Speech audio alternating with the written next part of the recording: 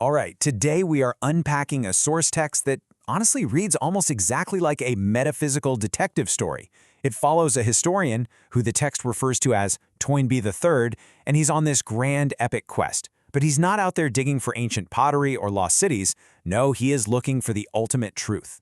We're going to break down his investigation, his pretty extraordinary claims, and this incredible realization he ultimately comes to regarding the massive structures we build versus the actual truth we're seeking.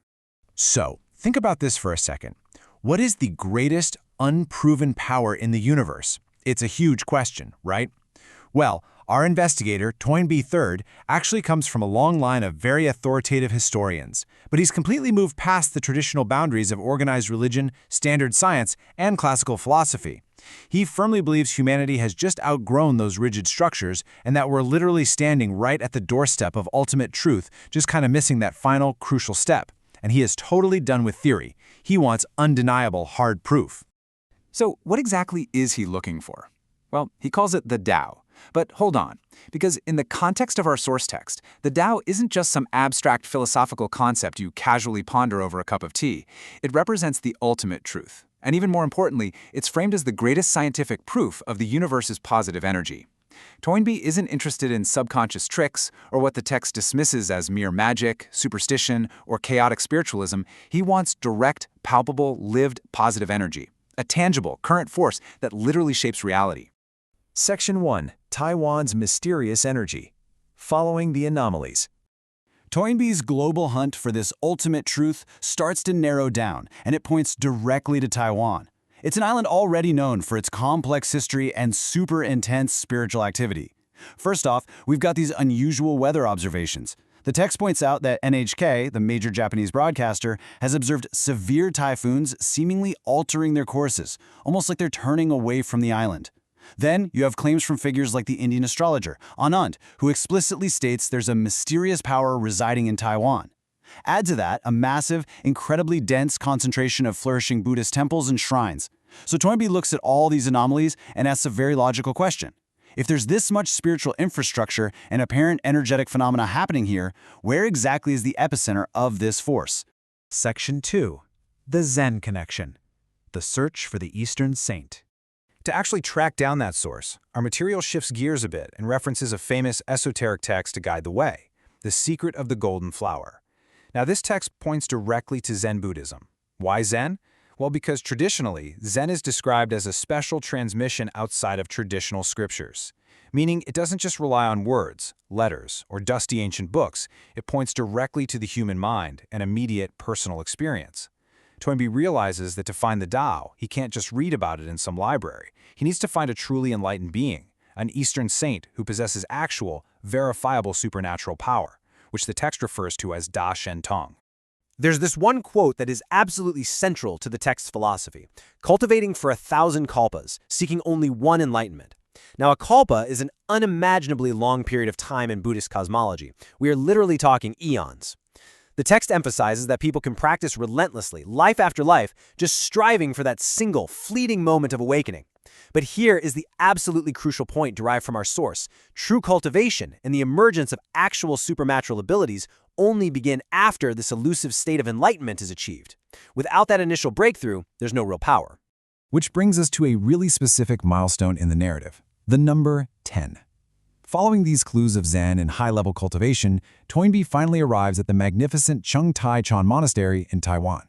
He's there to attend the 10th anniversary memorial service for a contemporary Zen giant, Grandmaster Wei Chui. Toynbee fully believes that here, right at the center of this massive Zen institution built by a recognized legendary master, he is finally going to witness the Tao in action. Section 3. The Missing Element. The Visit to Chung Tai's Chan Monastery. Now, this visit, it's the major turning point of our explainer, because what Toynbee actually experiences at this monumental event isn't what he expected at all. Despite the grand occasion, the beautifully printed commemorative books, and the absolutely stunning setting, he gets hit with a pretty jarring realization. The atmosphere completely lacks the miracles and supernatural power of true lived enlightenment. He realizes that without the actual palpable energy of the Tao, that direct positive force we talked about earlier, all the teachings and rituals risk becoming mere lip service. Or, as the text plainly calls it, empty talk. It looks the part, for sure, but it just doesn't feel the part. Now, what's really interesting about how the text frames this is the comparison it makes. It perfectly encapsulates this whole dilemma using a brilliantly modern metaphor: hardware versus software. Think of the Chungtai Chan Monastery as the ultimate hardware. The text describes it boasting grand, majestic buildings, symbolic Mani pearls, and these magnificent elephant wheels resting right on the roof. It is a stunning, awe-inspiring physical achievement meant to represent the power of the Tao. But Toynbee realizes he is missing the software. The software is the invisible Tao itself. It's the true enlightenment, the lived supernatural power, the immediate positive energy. Without that software, the most advanced, beautiful hardware in the world is essentially just an empty, albeit beautifully decorated, shell. Section 4. The Hidden Path. Looking outside the system. So, this leaves our investigator Toynbee with a pretty massive problem. If the software isn't running inside the wealthy, giant institutions built to house it, where on earth is it? Toynbee recalls some advice from a character named Joseph, who provides a sort of roadmap for finding this elusive Tao. Step 1. Look outside the mainstream system. The grand institutions have become entirely focused on the hardware. To find the software, you basically have to leave the establishment.